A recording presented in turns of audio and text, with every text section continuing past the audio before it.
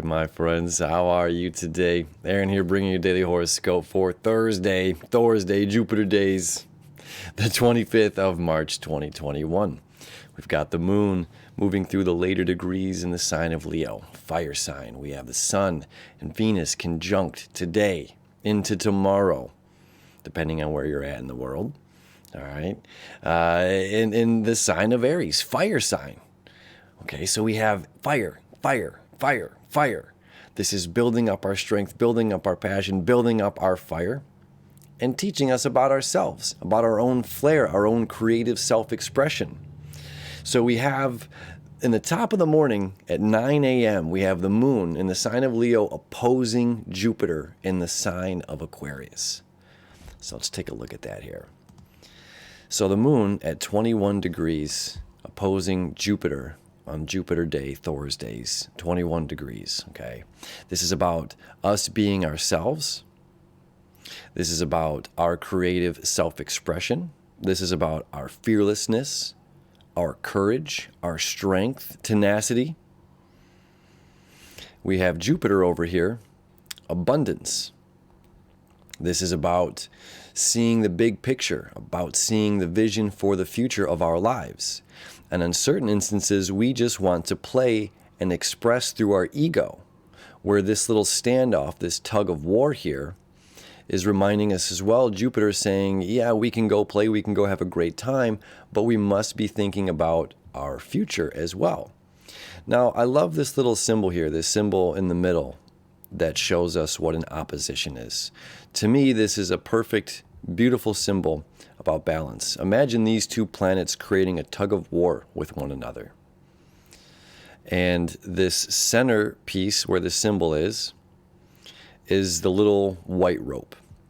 And the center of this circle, let's imagine there's another smaller circle in between these 2 points. So when the moon pulls in this direction, in the sign of Leo, and this is any opposition, we can use this tug of war example. So when the moon is pulling in this direction and saying me, my emotions, this is about me, about myself, this is about my ego, this is about the way I express myself, this is about me living in this moment. There is potentially no tomorrow. There is no moment beyond this moment. Then on the other side, we have Jupiter, the expansive planet, philosophical planet, the happy-go-lucky fat king in the zodiac, right? The biggest planet in the zodiac, big happy king, King Jupiter, saying we must have a vision for the future. We must seek beyond this day and prepare ourselves for tomorrow. Not just tomorrow, but the following day and the next day and into the next week, into the next months, right? We're just beginning springtime here in the Northern Hemisphere. So this is time to plant. Time to plant the crops that we're going to be harvesting later on in the year. For my friends down in Australia, right, this is autumn. So this is a time for your harvest season, is here. And it's a time to look at, all right, we're about to hit the winter months. And we have to prepare ourselves. We have to prepare ourselves for what's coming.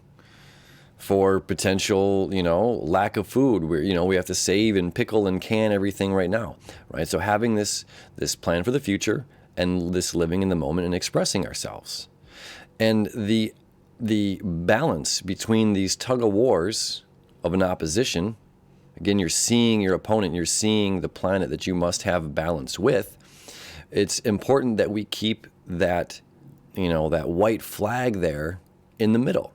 Once it teeters too far to one side, this becomes an imbalance. So the point of these oppositions are for us to remind ourselves, living in the moment, but as well being thoughtful about tomorrow.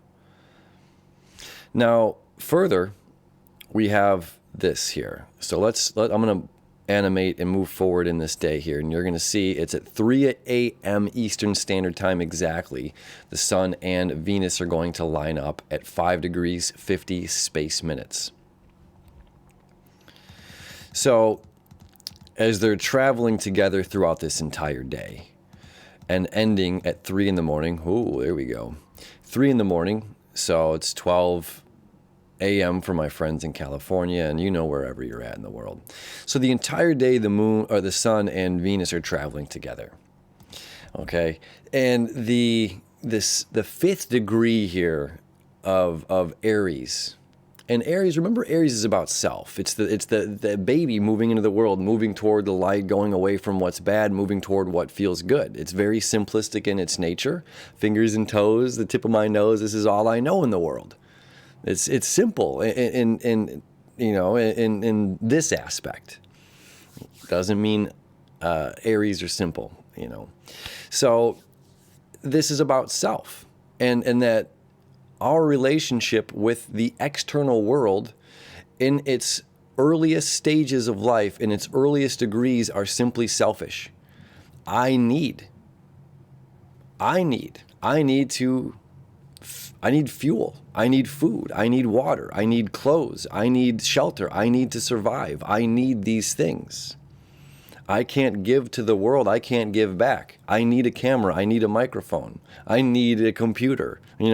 I need these things I need this program to be able to deliver this message, right? So individually we need, and it's okay to give ourselves. Better than okay, it's important that we do provide for ourselves, and we illuminate and shine our light on our needs, not in a selfish way.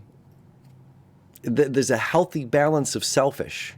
If you're familiar with Abraham Hicks, Esther Hicks, she talks about it quite often, and saying, oh, you're teaching selfishness. And she says, in a certain way, yeah, that's part of what this teaching is. We have to learn how to take for ourselves, to give to ourselves.